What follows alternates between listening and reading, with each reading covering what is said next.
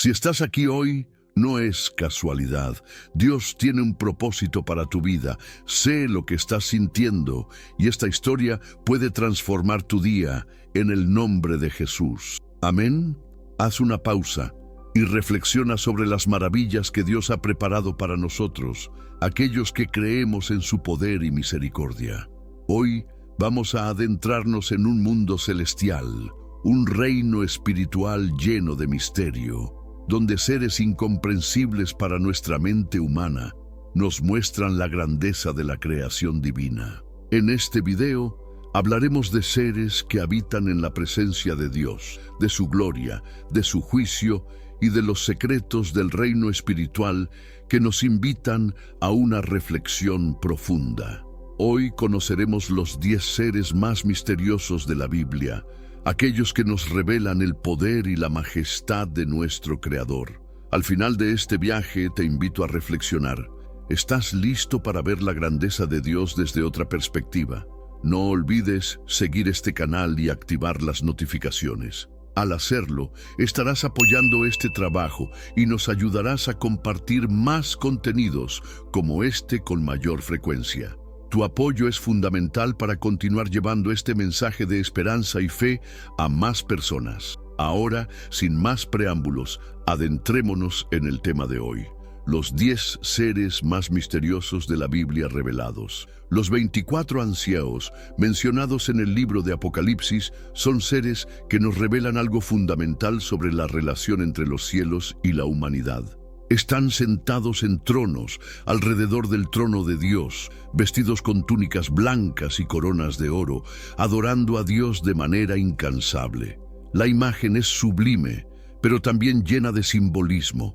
Los 24 ancianos representan la plenitud de la iglesia, no como ángeles, sino como representantes humanos. Esto nos habla de la conexión profunda que debemos tener con el reino celestial, recordándonos que, como iglesia, tenemos un lugar en el trono de Dios, no por mérito propio, sino por la gracia de Cristo. En Apocalipsis 4:10 dice que los 24 ancianos se postran delante de Dios, echando sus coronas a sus pies en señal de rendición total y adoración. Este gesto es más que un acto de humildad. Es una invitación a la obediencia radical que todos debemos vivir en nuestra jornada cristiana. El reino de Dios no es algo que conquistamos por nuestras fuerzas, sino algo que recibimos por fe. El estar en la presencia de Dios y ofrecerle nuestra adoración es nuestra mayor responsabilidad y privilegio. ¿Qué nos enseña esto hoy en día? Los 24 ancianos nos llaman a vivir una vida de entrega total. En un mundo lleno de distracciones, debemos recordar que nuestra adoración a Dios es lo que nos conecta con su voluntad eterna. No se trata de grandes logros o riquezas terrenales, sino de un corazón dispuesto a rendirse ante el Rey de Reyes. ¿Y tú? ¿Estás dispuesto a entregar todo por Él? Hoy te invito a reflexionar. ¿Qué áreas de tu vida necesitan ser entregadas al trono de Dios? Este es un recordatorio constante de que todo lo que somos y todo lo que tenemos pertenece a Él. Y esa rendición nos llevará a vivir con propósito, sabiduría y paz, porque Dios toma el control de nuestras vidas. En el libro de Ezequiel encontramos una de las visiones más enigmáticas y misteriosas de toda la Biblia. El profeta describe unas ruedas vivas que se mueven en todas direcciones con ojos por todas partes. Estas ruedas están relacionadas con los querubines y son símbolos de la omnipresencia y omnisciencia de Dios. En Ezequiel 1:18 se menciona que las ruedas tenían ojos alrededor de ellas, lo que indica que no hay nada oculto ante los ojos de Dios. Esta visión nos muestra una realidad espiritual más grande que nuestra comprensión humana. El Señor ve todo, en todo lugar y en todo momento. No hay nada que escape a su mirada. ¿Qué representan estas ruedas llenas de ojos en nuestras vidas hoy? Nos invitan a entender que, aunque nuestra visión terrenal es limitada, Dios tiene una visión perfecta y completa. En nuestro caminar cristiano, a veces nos sentimos perdidos, sin saber hacia dónde ir o qué decisión tomar. Sin embargo, en medio de nuestra incertidumbre, debemos recordar que el Dios que todo lo ve está guiando nuestros pasos, incluso cuando no podemos ver el camino claramente. Las ruedas vivas de Ezequiel nos llaman a confiar en la sabiduría divina, incluso en los momentos de oscuridad. Él ve lo que nosotros no podemos ver y su juicio es justo y perfecto. En los momentos en que no entendemos las circunstancias o el propósito detrás de lo que estamos viviendo, podemos encontrar paz al saber que estamos bajo la mirada de un Dios omnisciente que tiene el control de todo. Esta visión también nos habla de la necesidad de una vida de adoración constante. Así como las ruedas giran sin cesar, nuestra adoración debe ser continua y sincera, reconociendo que solo Él tiene el control absoluto. ¿Qué áreas de tu vida necesitas rendir completamente a Dios, confiando en su visión perfecta y en su guía infalible? En el libro de Job se menciona a una criatura colosal conocida como Behemoth, que se describe como una bestia de inmenso tamaño y fuerza. En Job 40, 15, 24, se habla de su poder, de su colosal cuerpo y de su imponente presencia. Se dice que Behemoth tiene el poder de sus lomos y su cola es como un cedro, una referencia a su tamaño y fortaleza. Aunque algunos sugieren que esta criatura podría ser un hipopótamo o un elefante, muchos creen que Behemoth representa algo mucho más grande. Un símbolo del poder incontrolable de la creación de Dios, algo que solo Él puede manejar. Este ser, en toda su magnificencia, nos habla de la inmensidad de la creación divina y de nuestra pequeñez ante ella. En Job 40, Dios usa a Behemoth para mostrar a Job cuán pequeño es el hombre en comparación con la majestuosidad de la creación. Job, que estaba sufriendo y cuestionando el porqué de su dolor, recibe de Dios un recordatorio de que, en su sabiduría infinita, Él es quien mantiene el control sobre todo, incluso sobre lo que no entendemos. Behemoth también nos recuerda que, aunque enfrentamos luchas en nuestras vidas, Dios tiene el poder para dominarlas. Las criaturas de este mundo, con toda su grandeza, están bajo su dominio. ¿Qué gigantes en tu vida sientes que son demasiado grandes para ser derrotados? Tal vez sean problemas emocionales, familiares, financieros o espirituales. Sin embargo, cuando recordamos el poder de Dios, sabemos que ningún desafío es demasiado grande para Él. Además, Behemoth nos enseña humildad. Al igual que Job, cuando nos encontramos frente a los desafíos más grandes de la vida, debemos recordar que nuestro entendimiento es limitado, pero Dios tiene la autoridad sobre todas las cosas. Él es el que tiene la fuerza para controlar lo incontrolable. En medio de la tormenta, ¿estás dispuesto a confiar en la soberanía de Dios sobre tu vida y tus luchas? En Isaías y los Salmos encontramos una figura temible, Leviatán, una serpiente marina monstruosa que representa el caos y el desorden. En Isaías 27:1 se describe a Leviatán como la serpiente huidiza y el dragón que está en el mar. Este ser es símbolo del mal y la rebelión contra el orden divino. En la Biblia, Leviatán no es solo una criatura, sino una representación del caos primordial que Dios dominó al crear el mundo. En el Salmo 74:14 se menciona cómo Dios derrotó a Leviatán, demostrando su poder absoluto sobre todas las fuerzas del mal. El Leviatán, con su poder destructivo, nos recuerda la lucha entre el bien y el mal, y cómo Dios, en su soberanía, siempre tiene la última palabra. Al igual que con Behemoth, Leviatán nos muestra que, aunque el mal parece estar fuera de control, Dios es quien lo somete. En el contexto de nuestra vida diaria, Leviatán puede simbolizar las fuerzas del mal que luchan por desestabilizarnos, el pecado, la tentación, las dificultades y el sufrimiento. A menudo enfrentamos desafíos que parecen ser tan grandes y tan poderosos como este monstruo marino. Sin embargo, la gran enseñanza de la figura de Leviatán es que aunque el mal parezca dominar, Dios ya ha ganado la victoria. En la cruz, Jesús derrotó el poder de Satanás y del pecado, y aunque la batalla continúa en el mundo, ya sabemos quién es el vencedor. En Apocalipsis 20:10 se nos asegura que Satanás, el gran enemigo de nuestras almas, será finalmente vencido. Así que, cuando el mal te rodee, recuerda que Leviatán ya ha sido derrotado por el poder de Cristo. ¿Te has sentido alguna vez como si estuvieras siendo arrastrado por el caos o las fuerzas del mal? Puede que la vida te esté presentando una lucha que parece insuperable, pero el mensaje que Dios quiere enviarte hoy es claro. Él tiene el control, y con Él también tú puedes vencer. La victoria de Cristo sobre el mal es tu victoria. Los querubines son seres celestiales mencionados a lo largo de la Biblia, en especial en el Génesis, Ezequiel y el Éxodo. Son conocidos por ser guardianes de la santidad de Dios, encargados de proteger su presencia. En Génesis 3:24, después de la caída de Adán y Eva, Dios coloca a los querubines con espadas de fuego para custodiar el acceso al jardín del Edén. En la visión de Ezequiel, capítulo 1, los querubines están rodeados de ruedas vivas llenas de ojos, lo que muestra la omnipresencia de Dios y su total dominio sobre la creación. Son descritos como seres poderosos, con múltiples alas y rostros, mostrando la maravilla y el misterio que rodea a la presencia divina.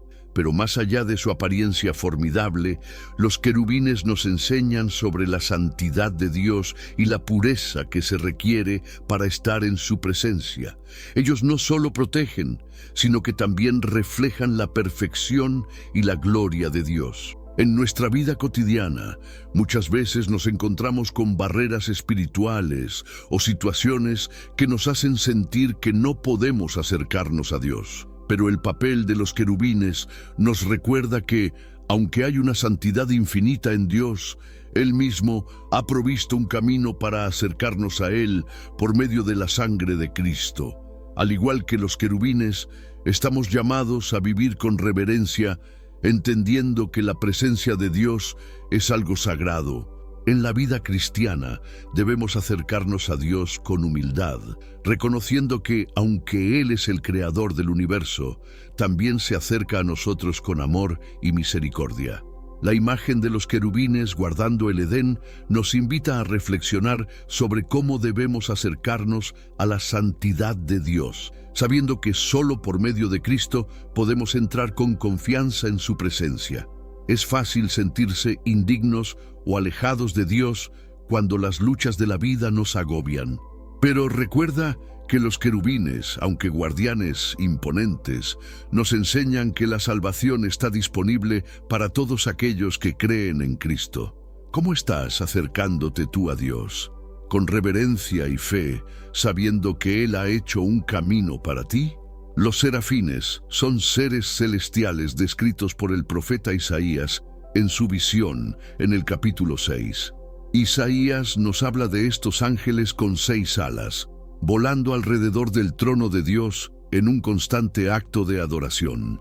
En Isaías 6:2-3 se nos dice que los serafines proclamaban sin cesar: Santo, Santo, Santo es el Señor de los ejércitos, toda la tierra está llena de su gloria. La palabra serafín proviene del hebreo saraf, que significa ardiente o quemante. Esto simboliza su total dedicación y fervor en la adoración a Dios. Los serafines, con su ardiente pasión, representan la pureza y el fervor de la adoración perfecta, siempre ante la presencia de un Dios santo.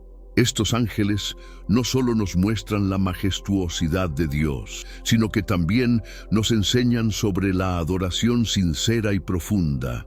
La actitud de los serafines nos desafía a reflexionar sobre nuestra propia vida de adoración. Ellos están constantemente en la presencia de Dios, reconocen su santidad y proclaman su gloria.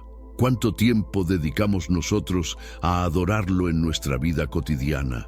La adoración no es solo cantar himnos en la iglesia, es un estilo de vida.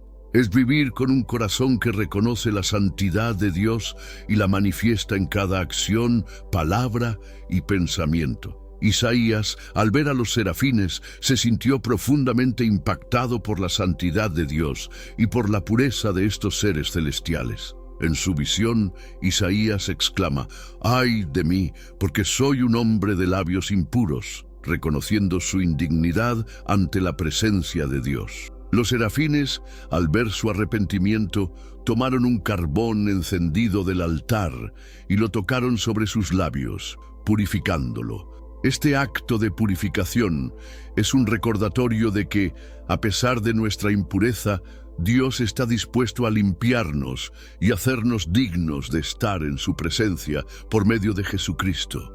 La pregunta que debemos hacernos es: ¿estamos dispuestos a purificar nuestro corazón para acercarnos más a la presencia de Dios? Como los serafines, somos llamados a vivir en adoración constante, pero también en pureza y humildad.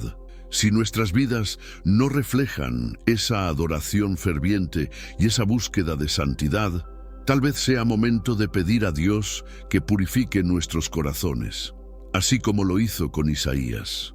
Melquisedec es una figura misteriosa que aparece en la Biblia, particularmente en el libro de Génesis y más tarde en el Nuevo Testamento. En Génesis 14, 18, 20, Melquisedec es descrito como rey de Salem, probablemente la antigua Jerusalén, y sacerdote del Dios Altísimo. Cuando Abraham regresa de una batalla victoriosa, Melquisedec lo bendice y le ofrece pan y vino, un acto que anticipa la futura obra de Cristo en la cruz. La Biblia no menciona su genealogía ni su fin, lo que lo convierte en una figura enigmática que muchos consideran un tipo o símbolo de Cristo. El autor de Hebreos, en el capítulo 7, profundiza en el significado de Melquisedec, destacando que él es un sacerdote eterno, sin principio ni fin, lo que lo convierte en una figura que prefigura a Jesús, el sacerdote eterno según el orden de Melquisedec. Mientras que los sacerdotes levíticos en el Antiguo Testamento tenían una descendencia humana y un ministerio temporal, Melquisedec no tenía una genealogía terrenal, lo que lo conecta directamente con el ministerio eterno de Jesucristo, quien intercede por nosotros ante el Padre. Melquisedec, con su bendición a Abraham, también nos enseña sobre el poder de la intercesión y la bendición divina. Jesús, como nuestro sumo sacerdote, intercede por nosotros continuamente ante Dios. El sacrificio de Cristo en la cruz, similar al pan y vino que Melquisedec ofrece a Abraham, es el medio por el cual somos reconciliados con Dios. La figura de Melquisedec nos recuerda que nuestra salvación no depende de nuestra propia justicia o genealogía, sino del sacrificio perfecto de Cristo. Como creyentes, debemos reflexionar sobre la grandeza de la obra de Cristo como nuestro sumo sacerdote. Así como Melquisedec bendice a Abraham, Jesús nos bendice con la salvación eterna y la paz con Dios. Esto nos invita a vivir con gratitud y reverencia, reconociendo que nuestra relación con Dios no depende de nuestras obras, sino de la gracia inmerecida que se nos ofrece por medio de Jesús. En la Biblia, el ángel de la muerte, también conocido como el ángel destructor, es una figura que aparece en momentos de juicio divino, cumpliendo con la voluntad de Dios al ejecutar su juicio sobre naciones y pueblos. Aunque no es un ser que se mencione frecuentemente por nombre, sus acciones son claras y poderosas. En el libro de Éxodo, por ejemplo, el ángel de la muerte es quien lleva a cabo la 10ª plaga en Egipto, asesinando a todos los primogénitos del país como parte del juicio de Dios sobre Faraón y su obstinación. Éxodo 12:23. Este acto es un recordatorio de la seriedad del juicio divino, que se cumple con precisión y justicia. El ángel de la muerte no es simplemente un agente de destrucción, sino una manifestación de la justicia de Dios. A menudo pensamos en la muerte como algo que ocurre al azar o como una inevitabilidad, pero la Biblia nos enseña que en última instancia es Dios quien tiene el control sobre la vida y la muerte. Él es el dador de la vida y Él es quien determina el tiempo de nuestro final. En 1 Samuel 2:6, el Señor declara: el Señor mata y da vida, hace descender al sepulcro y hace subir. Esta comprensión nos lleva a una reflexión más profunda sobre el propósito de la vida y la importancia de vivir de acuerdo con la voluntad de Dios, sabiendo que todo tiene su tiempo bajo el sol. El ángel de la muerte también aparece en situaciones de juicio sobre el pueblo de Israel, como en el caso de David, cuando tras su pecado al censar al pueblo, un ángel destructor fue enviado para traer juicio, causando la muerte de 70,000 personas. 2 Samuel 24:15. Este evento no solo nos recuerda la gravedad del pecado, sino también la misericordia de Dios, que detuvo la destrucción antes de que fuera aún mayor. Así, el ángel de la muerte, aunque un símbolo del juicio, también refleja la misericordia y el control soberano de Dios sobre todo. La presencia de este ángel nos invita a meditar sobre nuestra propia vida y las decisiones que tomamos. El juicio divino es una realidad, y aunque la misericordia de Dios nos da tiempo para arrepentirnos, no debemos tomar a la ligera su santidad. Si bien los ángeles cumplen una función en los juicios de Dios, para nosotros como creyentes, la muerte ya no tiene poder definitivo sobre nuestras vidas. A través de la cruz de Cristo, tenemos la esperanza de la vida eterna, venciendo el temor a la muerte. Los demonios, seres espirituales que se rebelaron contra Dios, son una realidad en la Biblia y su existencia no debe ser tomada a la ligera. En el Nuevo Testamento vemos cómo Jesús confronta a los demonios en diversas ocasiones, mostrando que tienen poder para afectar la vida de las personas, pero que son completamente subordinados a la autoridad de Dios. En Lucas 8:30-31, cuando Jesús se encuentra con un hombre poseído por muchos demonios, estos le piden que no los mande al abismo, reconociendo su impotencia ante el poder divino. Los demonios no son seres autónomos. Aunque tienen capacidad de causar daño, su poder está limitado por la soberanía de Dios. El propósito de los demonios es distorsionar y destruir la imagen de Dios en el ser humano. En la tentación de Adán y Eva en el jardín del Edén, Satanás, el líder de los demonios, usó el engaño para inducirlos al pecado, lo que resultó en la caída de la humanidad. Los demonios continúan actuando de manera similar en la vida de los creyentes, buscando desviarnos de la verdad, sembrar desconfianza en Dios y fomentar el pecado. Como nos recuerda Efesios 6:12, nuestra lucha no es contra carne y sangre, sino contra los principados, contra las potestades, contra los gobernadores de las tinieblas de este siglo. A pesar del poder destructivo de los demonios, la victoria de Cristo sobre ellos en la cruz es un recordatorio de que no debemos temerles. Colosenses 2:15 nos dice que, mediante la cruz, Cristo despojó a los poderes y autoridades, exhibiéndolos públicamente.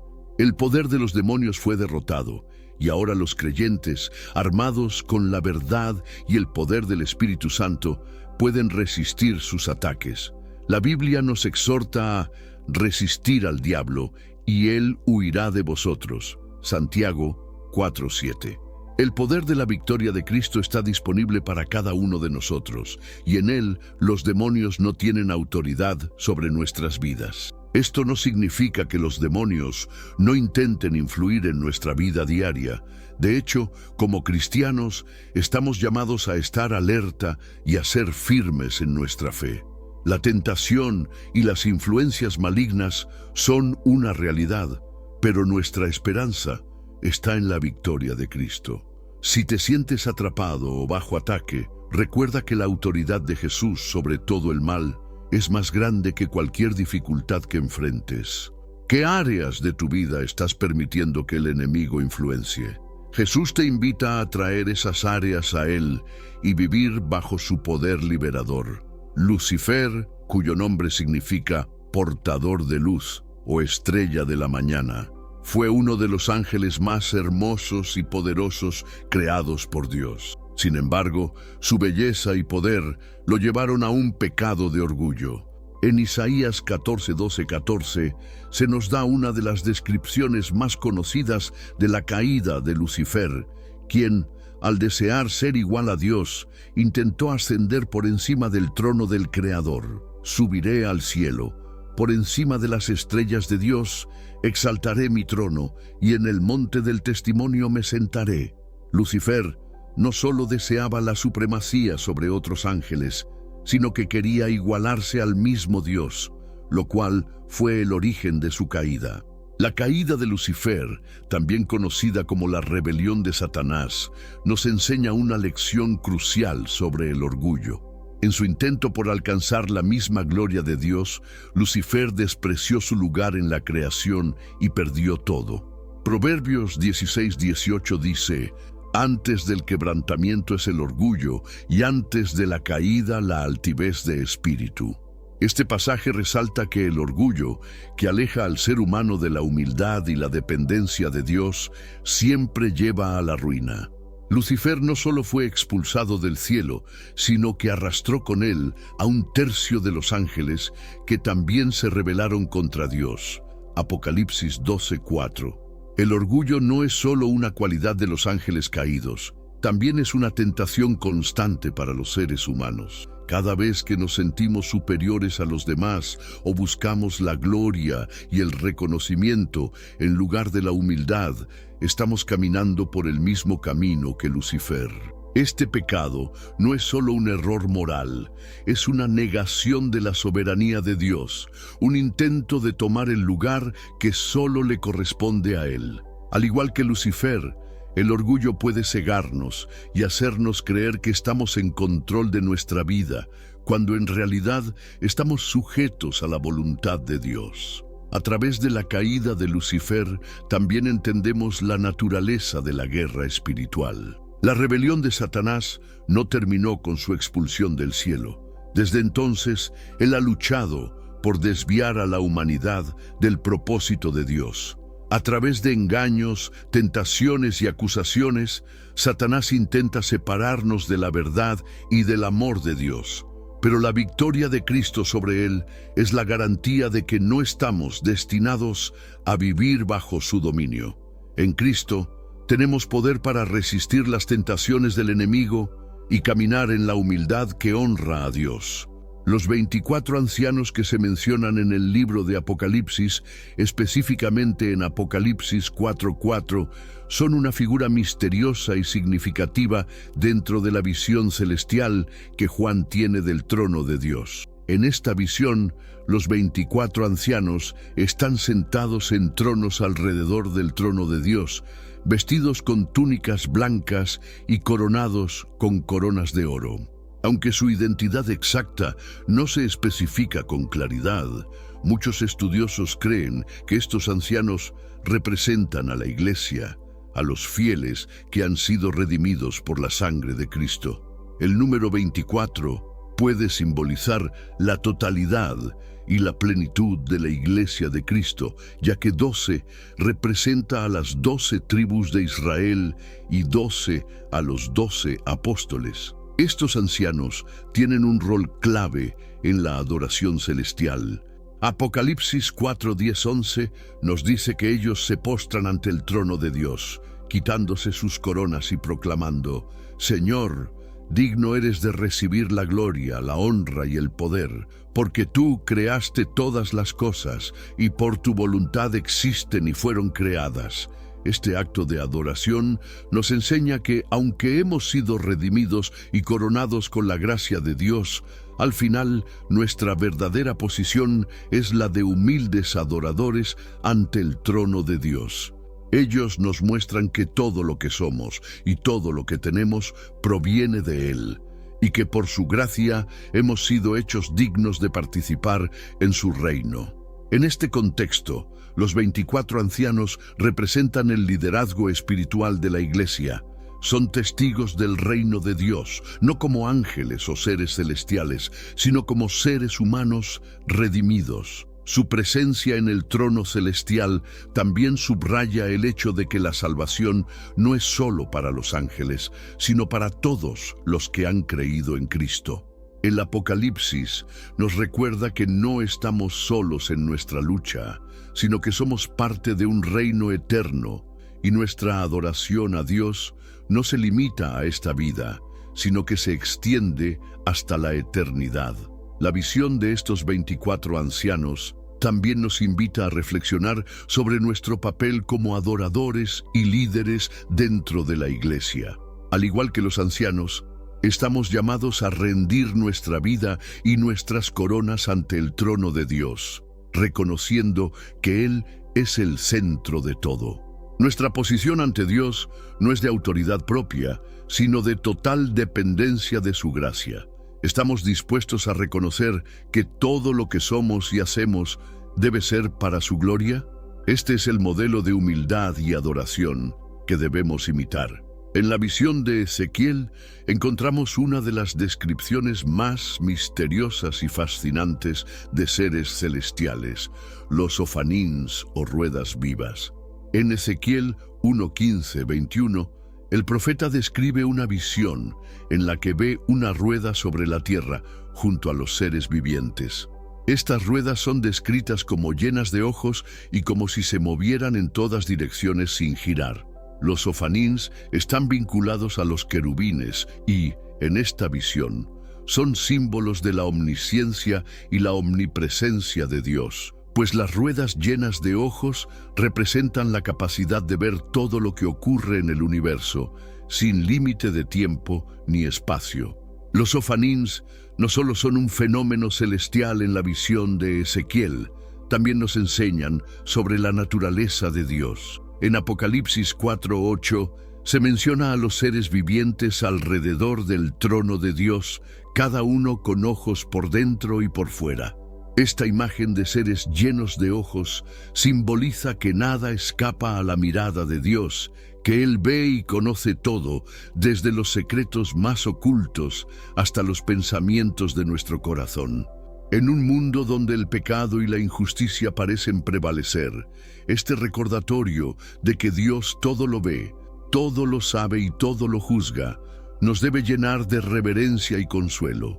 La visión de los ofanins también refleja la soberanía de Dios sobre todo lo creado. Las ruedas no son dirigidas por ninguna fuerza externa, sino que se mueven bajo la dirección de la voluntad divina. No giran por sí solas, sino que son guiadas por el Espíritu de Dios, lo que refleja la perfecta coordinación entre el cielo y la tierra. Cada giro, cada movimiento está determinado por el propósito de Dios. Esto es un llamado para nosotros como creyentes. Al igual que las ruedas vivas, nuestra vida debe estar sometida a la dirección del Espíritu de Dios, permitiéndole guiar nuestros pasos y nuestros pensamientos. Además, las ruedas llenas de ojos nos recuerdan que nada está oculto ante Dios. Vivimos en un mundo donde las personas a menudo intentan esconder su verdadero ser, pero frente a Dios no hay máscaras que podamos ponernos. Él nos conoce completamente. Esto puede ser inquietante para algunos, pero también debe ser una fuente de consuelo, pues el Señor, que todo lo ve, también es el que conoce nuestras luchas y sufrimientos. No hay nada que Él no vea, y en su omnisciencia, Él ofrece un juicio justo y misericordioso. El llamado para nosotros, al contemplar la visión de los ofanins, es que debemos vivir con la conciencia de la presencia y el conocimiento divinos en cada área de nuestra vida. Estamos permitiendo que el Espíritu Santo guíe nuestras acciones. Nos estamos esforzando por vivir con la integridad que refleja la total visibilidad de la mirada de Dios sobre nosotros. Este es un desafío que debemos aceptar con humildad y gratitud. Behemoth es uno de los seres más misteriosos mencionados en la Biblia, específicamente en el libro de Job. En Job 40, 15, 24, Dios le describe a Job una criatura formidable y poderosa, una bestia de proporciones impresionantes. Esta criatura es tan majestuosa que Job no puede comprender su tamaño y fuerza. La descripción de Behemoth habla de su musculatura robusta, su cola como un cedro y su capacidad para vivir en el agua sin ser vulnerable. A lo largo de la historia se han propuesto diversas teorías sobre qué criatura podría ser Behemoth. Algunos sugieren que podría ser un hipopótamo o un elefante, mientras que otros creen que podría tratarse de un ser simbólico, representando una creación tan inmensa y poderosa que solo Dios puede dominarla. Behemoth, como criatura descrita en la Biblia, nos recuerda el poder incomprensible de la creación de Dios. En Job 40:19, Dios dice: Él es el primero de los caminos de Dios. El que lo hizo, le dio su espada. Esta frase nos muestra que, aunque Behemoth es una criatura increíblemente poderosa, sigue siendo una creación de Dios. Esta verdad nos invita a reflexionar sobre cómo todo en el universo, desde lo más pequeño hasta lo más grande, está bajo el control absoluto de Dios. Behemoth no es un ser independiente. Su existencia y poder dependen completamente de la voluntad divina. A través de la figura de Behemoth, también podemos reflexionar sobre la humildad humana. Job, en su sufrimiento, cuestionaba a Dios, tratando de entender las razones de su dolor. Pero cuando Dios le presenta a Behemoth, le muestra que hay muchas cosas en la creación que están más allá de nuestra comprensión. El poder de Behemoth nos recuerda que, como seres humanos, no somos los dueños del universo ni de todo lo que en él habita. Debemos reconocer nuestra posición como criaturas limitadas ante el Creador omnipotente. Este reconocimiento de nuestra pequeñez es el primer paso para una fe genuina. La presencia de Behemoth en el relato de Job también tiene un mensaje de esperanza. Aunque Behemoth es una criatura temible, es un recordatorio de que Dios tiene el control sobre lo que parece más intimidante. En nuestra vida, a veces nos enfrentamos a desafíos que parecen insuperables, pero así como Behemoth es una bestia imponente que se encuentra bajo el poder de Dios, también nuestras dificultades y temores están bajo el dominio de su soberanía. Dios nos llama a confiar en Él, incluso cuando nos enfrentamos a situaciones que parecen incontrolables.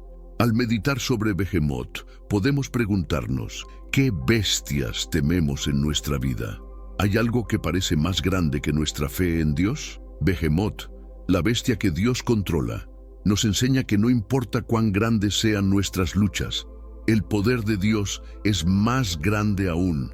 Él es quien mantiene todo bajo su dominio y nosotros podemos descansar en esa verdad. Leviatán es una de las criaturas más temibles mencionadas en las Escrituras. En el libro de Job, específicamente en Job 41, Dios describe a Leviatán como un monstruo marino, una serpiente gigantesca de increíble poder. Con su cuerpo escamoso, su aliento de fuego y su naturaleza indomable, Leviatán representa todo lo que es incontrolable y caótico en la creación.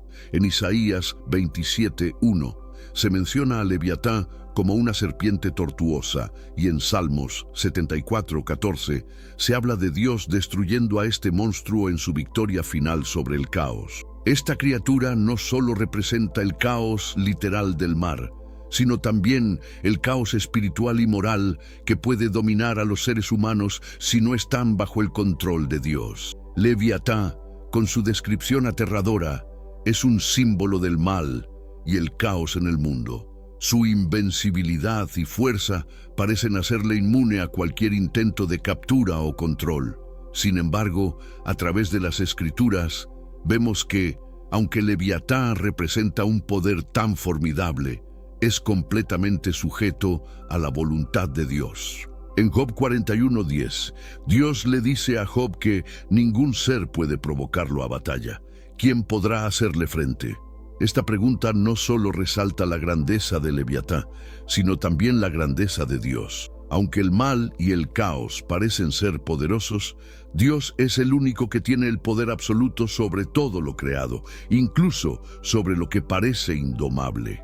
El desafío de Leviatán también nos invita a reflexionar sobre las luchas espirituales que enfrentamos. En nuestra vida, a veces nos encontramos ante leviatáns personales, esos problemas, tentaciones o sufrimientos que parecen imposibles de superar. Como el monstruo marino, a menudo nos sentimos impotentes ante ellos, pero la lección que nos enseña la descripción de Leviatán es que no hay nada, absolutamente nada, que no esté bajo el control soberano de Dios. Aunque en la vida haya caos y confusión, podemos tener la certeza de que Dios tiene la última palabra y que incluso los leviatáns en nuestra vida son derrotables por su poder. La referencia a Leviatán también nos invita a reflexionar sobre la justicia divina. Aunque el caos y el mal a menudo parecen ganar terreno en el mundo, Dios ha prometido que, al final, Él juzgará todo lo que está fuera de su voluntad. En Apocalipsis 20:10 vemos que Satanás, el líder de la rebelión y el caos, será arrojado al lago de fuego. La victoria final de Dios sobre el mal es una certeza. Leviatán, con su simbolismo del mal en el mundo, nos recuerda que, aunque en este momento el mal parece tener poder, su derrota ya está asegurada. Cuando enfrentamos nuestras batallas, ya sea con el mal, la tentación o el caos, debemos recordar que Dios está por encima de todo. Como el Leviatán es controlado por Dios, nuestras luchas también están bajo su dominio. Estamos dispuestos a confiar en el poder de Dios sobre el caos de nuestras vidas. Al igual que en el caso de Leviatán, nuestras batallas serán ganadas solo cuando nos rindamos al control divino y reconocemos que su poder es mayor que cualquier obstáculo que enfrentemos. Los querubines son una de las figuras más emblemáticas en la Biblia, especialmente en relación con la presencia y la santidad de Dios. Se mencionan por primera vez en el libro de Génesis, cuando Dios coloca querubines con una espada flameante para proteger el acceso al jardín del Edén después de la caída de Adán y Eva. Génesis 3:24. Más tarde, los querubines aparecen en el tabernáculo y la arca de la alianza, donde sus figuras decoran el lugar más sagrado, simbolizando la presencia de Dios en medio de su pueblo. En Ezequiel 10, se describe a los querubines con 4 caras y 4 alas, rodeados por ruedas llenas de ojos, lo que nos muestra su vínculo con el misterio y la omnisciencia de Dios. El rol de los querubines, al ser los guardianes de la presencia de Dios, nos habla de la santidad divina. Ellos protegen lo sagrado y son los encargados de custodiar todo lo que es puro y divino. En la visión de Ezequiel, los querubines están profundamente conectados con la gloria de Dios, mostrando que no solo son guardianes, sino también ministerios activos en la adoración celestial. En Apocalipsis 4:8 se hace referencia a los seres vivientes que están alrededor del trono de Dios, y muchos estudiosos creen que estos seres son una forma de querubines. Al igual que los querubines, estos seres representan la adoración continua y la reverencia a la santidad de Dios. La figura de los querubines también nos invita a reflexionar sobre nuestra propia relación con la santidad de Dios. Ellos, al estar en la presencia de Dios de manera constante, nos recuerdan que, como seres humanos, debemos acercarnos a Él con reverencia y pureza. Si los querubines, que son seres celestiales y perfectos, guardan y adoran la santidad de Dios, ¿cómo debemos nosotros acercarnos al Señor con un corazón limpio y sincero? Esta es una invitación a examinar nuestras propias vidas y asegurarnos de que estamos viviendo de acuerdo con la santidad que Dios demanda. La imagen de los querubines también está vinculada al concepto de la protección divina. Como guardianes del Edén, los querubines nos muestran que Dios protege lo que es valioso y santo, Este es un recordatorio de que, aunque en la vida podamos enfrentar adversidades, Dios sigue siendo nuestro guardián, protegiéndonos de las fuerzas del mal y guiándonos hacia su propósito. Así como los querubines protegían el acceso al Edén, Dios también nos protege y nos guarda, siempre dispuesto a interceder por nosotros. A través de los querubines, aprendemos que la cercanía con Dios requiere pureza y adoración constante. No podemos acercarnos a la presencia de Dios de cualquier manera. Se requiere un corazón dispuesto a reverenciar su santidad. Estamos buscando vivir en constante adoración, reconociendo la grandeza de Dios en todas las áreas de nuestra vida. Los querubines nos enseñan que nuestra vida debe ser una continua alabanza a Dios, que al igual que ellos, debemos vivir para adorar su nombre y reflejar su gloria en nuestro día a día. Los serafines son descritos en el libro de Isaías, específicamente en Isaías 6:1-7, como seres de fuego con 6 alas y una profunda adoración hacia Dios. La palabra serafín proviene del hebreo saraf, que significa arder o quemar, lo cual resalta su naturaleza ardiente. En esta visión, Isaías ve a los serafines rodeando el trono de Dios, proclamando sin cesar: Santo, santo, santo es el Señor de los ejércitos. Su presencia refleja una intensa dedicación y reverencia hacia la santidad de Dios. Los serafines no solo son seres de fuego, sino que su ardor simboliza la pureza y la perfección de su adoración a Dios. Ellos están tan cerca del Señor que su ser refleja la santidad y la pureza que emana de Él. El rol de los serafines nos muestra la importancia de la adoración pura. En un mundo lleno de distracciones y caos, los serafines nos enseñan cómo debe ser nuestra postura ante Dios: una adoración constante, sin reservas, sin distracción, enfocada únicamente en su grandeza. En Isaías 6:3, su canto no solo es un acto de alabanza, sino también de reconocimiento de la santidad de Dios. Ellos nos enseñan que cuando nos acercamos a Dios, debemos hacerlo con reverencia y con un corazón puro, buscando reflejar la adoración que ellos nos modelan. La visión de Isaías también es significativa porque muestra el efecto transformador de la presencia de Dios. Cuando Isaías presencia la gloria de Dios, su reacción inicial es de angustia y desesperación, reconociendo su pecado y su indignidad. Isaías 6:5. Sin embargo, es uno de los serafines quien con un carbón encendido purifica a Isaías, simbolizando cómo la presencia de Dios purifica a los pecadores. Esta imagen de purificación nos recuerda que, aunque somos imperfectos, la gracia de Dios tiene el poder de limpiarnos y restaurarnos. Los serafines, al ser ángeles de fuego, representan la purificación que Dios desea llevar a cabo en nuestras vidas, quemando todo lo impuro y transformándonos a su imagen. La adoración de los serafines, ardiente y constante, también nos desafía a considerar la calidad de nuestra propia adoración. ¿Cómo nos acercamos a Dios en nuestra vida diaria? ¿Con pasión y reverencia, como los serafines, o simplemente como una rutina más?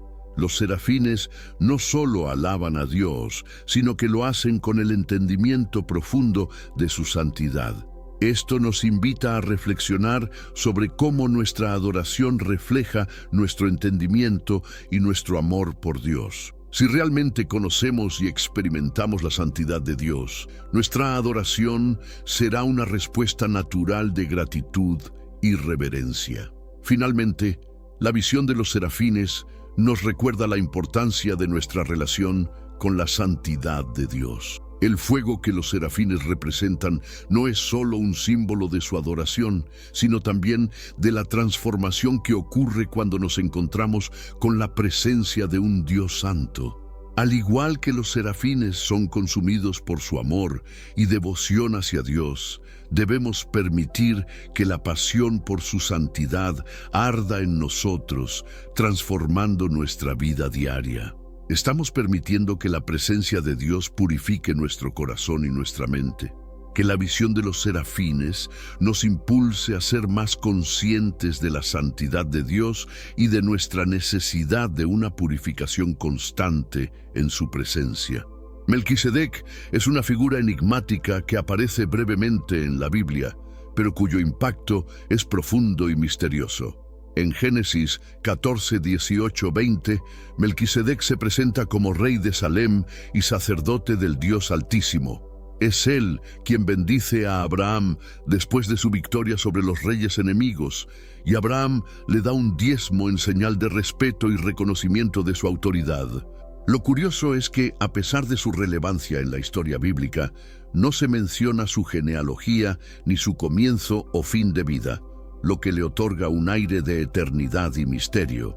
En el Nuevo Testamento, específicamente en Hebreos 7, Melquisedec se convierte en una figura tipo de Cristo, como el sacerdote eterno según el orden de Melquisedec. Hebreos 7:17, lo que subraya su conexión con la eternidad y la perfección del sacerdocio de Jesús. La figura de Melquisedec es única porque une dos roles cruciales en la vida del pueblo de Dios, el de rey y el de sacerdote.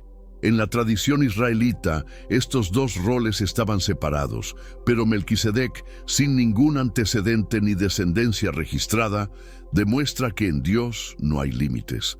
Esta dualidad de realeza y sacerdocio anticipa la venida de Jesús, quien también es rey y sumo sacerdote, y quien, a través de su sacrificio, ofrece la reconciliación entre Dios y la humanidad. En este sentido, Melquisedec es una sombra de Cristo, mostrando que el sacerdocio perfecto no depende de la genealogía o de una línea terrenal, sino de la voluntad divina. Además, la bendición que Melquisedec ofrece a Abraham, una bendición en nombre del Dios Altísimo, resalta su autoridad y el reconocimiento de Dios como el único soberano del universo. Esta acción de bendecir refleja una relación profunda con Dios, que trasciende las estructuras terrenales y que se da en un ámbito espiritual superior. Así, Melquisedec nos invita a reflexionar sobre cómo nuestras bendiciones y nuestras ofrendas deben ir más allá de las circunstancias y ser un reconocimiento de la soberanía y santidad de Dios. Todo lo que tenemos, como Abraham, debe ser entregado a Dios en señal de obediencia y gratitud.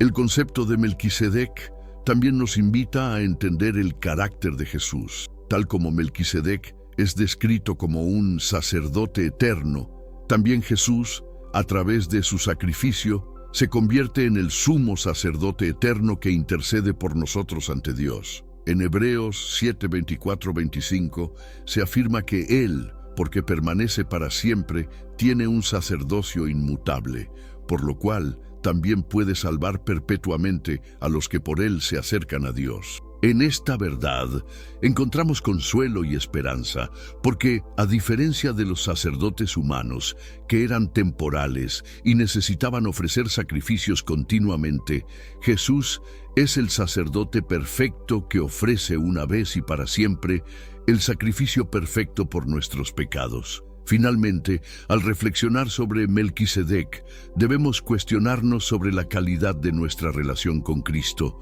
nuestro sumo sacerdote eterno. Estamos viviendo bajo su soberanía y reconociendo su poder, tal como Melquisedec hizo con Abraham. Melquisedec nos invita a considerar cómo nuestras vidas pueden reflejar la gloria de Dios y cómo podemos, al igual que Él, bendecir a aquellos que nos rodean en el nombre de un Dios soberano y eterno. A lo largo de la Biblia encontramos referencias a un ser celestial conocido como el ángel de la muerte o el ángel destructor. Aunque no siempre se le menciona por nombre, su presencia es poderosa y su misión clara: ejecutar el juicio de Dios. En el libro de Éxodo, durante las plagas de Egipto, este ángel es enviado por Dios para ejecutar la última plaga, la muerte de los primogénitos egipcios. En Éxodo 12:23 leemos: porque el Señor pasará para herir a los egipcios, y cuando vea la sangre en el dintel y en los dos postes, pasará el Señor aquella puerta, y no dejará entrar al heridor en vuestras casas para herir. Este pasaje nos muestra que el ángel de la muerte actúa como un mensajero de juicio, pero también como un instrumento de protección para el pueblo de Dios. El ángel de la muerte nos recuerda una verdad profunda y a menudo incómoda. Dios es justo, y su justicia se manifiesta en el juicio que Él ejecuta sobre el mal y el pecado.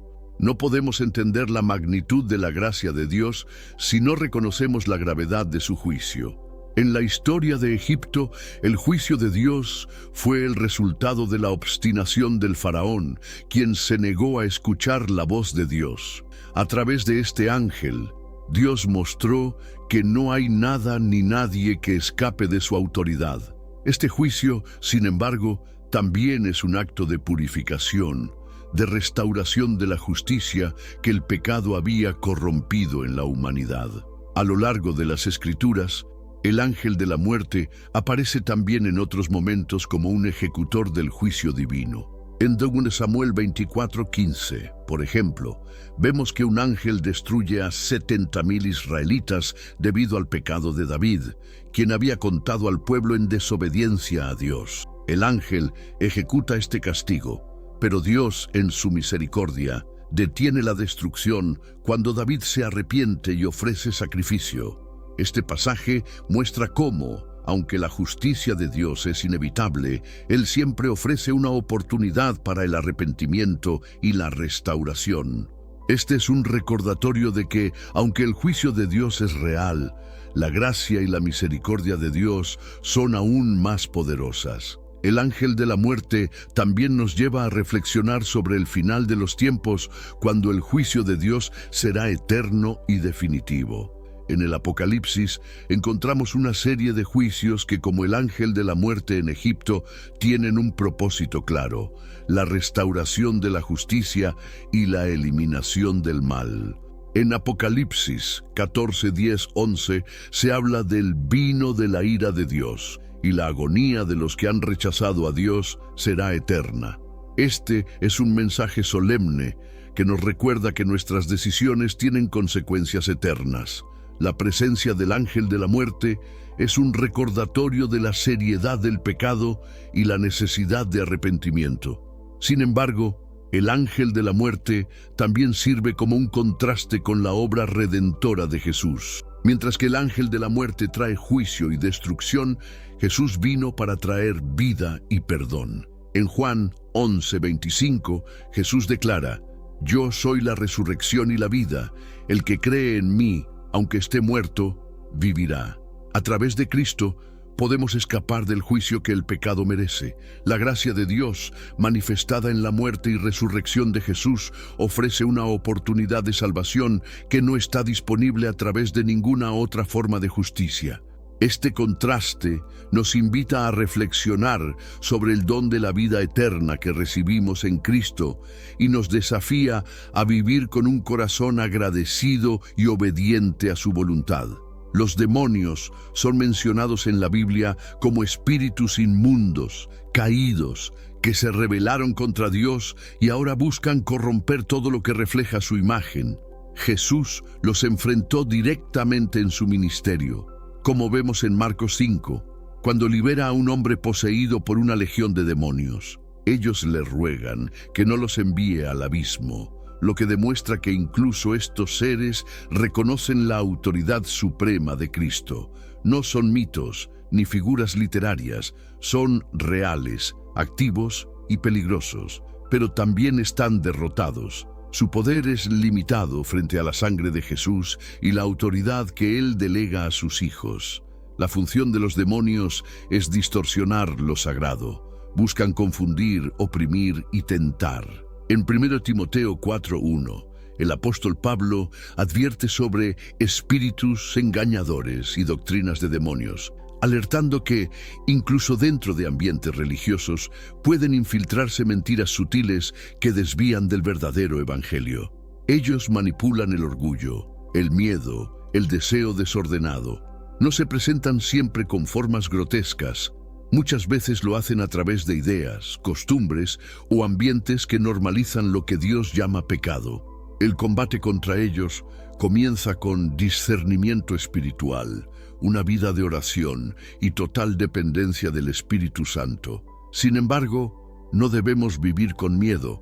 Cristo ya venció a los demonios en la cruz. Colosenses 2:15 declara que despojó a los principados y a las potestades, los exhibió públicamente triunfando sobre ellos en la cruz. Esa es nuestra esperanza. Aunque estamos en medio de una guerra espiritual, no luchamos como quien ya está derrotado, sino como hijos de un Dios que reina.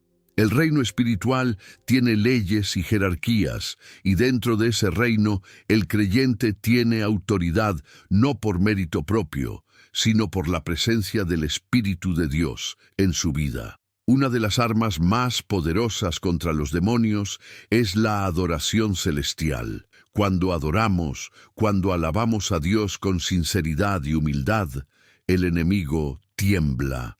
La presencia del Espíritu Santo es incompatible con la actividad demoníaca. No es casualidad que, en tantas historias de liberación, la alabanza y la proclamación del nombre de Jesús sean claves. En Santiago 4:7 leemos: «Someteos, pues, a Dios, resistid al diablo, y huirá de vosotros». Esa es la promesa. No huirá por nuestros gritos o por fórmulas, sino porque nuestra vida está bajo la obediencia y el señorío de Cristo. Por eso, vale la pena preguntarse: ¿qué puertas espirituales estamos dejando abiertas? ¿Con qué alimentamos nuestra mente y corazón? Los demonios no pueden poseer a un creyente lleno del Espíritu Santo, pero sí pueden influenciar si dejamos espacio con el pecado o la tibieza. Hoy es un buen momento para hacer una revisión espiritual, para limpiar la casa del alma, para cerrar puertas que nunca debimos abrir y volver al abrigo del Altísimo, donde no hay temor, sino libertad, poder y paz. Antes de ser llamado Satanás, Lucifer era un ser glorioso, lleno de luz y perfección. El profeta Ezequiel describe su esplendor en Ezequiel 28:12-14. Tú eras el sello de la perfección, lleno de sabiduría y acabado de hermosura. Tú, querubín grande, protector, yo te puse en el santo monte de Dios. Lucifer tenía un lugar de privilegio en el reino espiritual, en medio de la adoración celestial, cerca del trono de Dios. Pero algo ocurrió en su corazón. El orgullo lo cegó. Deseó no solo estar cerca de Dios, sino ser como Él, sentarse en su trono, recibir su gloria. Isaías 14:13-14 revela esa intención. Tú que decías en tu corazón: subiré al cielo, en lo alto, junto a las estrellas de Dios, levantaré mi trono, seré semejante al Altísimo. Este fue el principio de la caída, el orgullo. No fue una guerra física, fue una rebelión interna, un quiebre en la pureza de uno de los seres más hermosos que Dios creó. Y no cayó solo. Según la tradición basada en Apocalipsis 12:4, un tercio de los ángeles se rebelaron con él. De ahí surgen los demonios, que ahora actúan bajo su liderazgo en oposición al plan de Dios. Pero es importante entender que Lucifer no es igual a Dios. No es su oponente en condiciones equitativas. Él es criatura, no creador. Su poder es limitado, su derrota es segura. El Apocalipsis lo muestra como un dragón que será vencido, encadenado y lanzado al lago de fuego. Jesús dijo en Lucas 10:18, «Yo veía a Satanás caer del cielo como un rayo». Su caída fue rápida, definitiva, y nos recuerda que ningún lugar de privilegio espiritual nos hace inmunes al peligro del orgullo. La historia de Lucifer es también una advertencia para nosotros. El orgullo es la raíz de muchas caídas, incluso dentro de la iglesia. Cuando queremos ocupar un lugar que no nos corresponde, cuando buscamos reconocimiento humano en lugar de glorificar a Dios, corremos el riesgo de repetir la historia del ángel caído. Por eso, la humildad no es solo una virtud, es una protección espiritual. El que se humilla será exaltado, el que se exalta será humillado. Ese principio sigue vigente en el reino espiritual, y aunque Satanás sigue intentando frustrar los planes de Dios, su fin ya está escrito. Cristo lo venció en la cruz, y la victoria será consumada en el juicio final.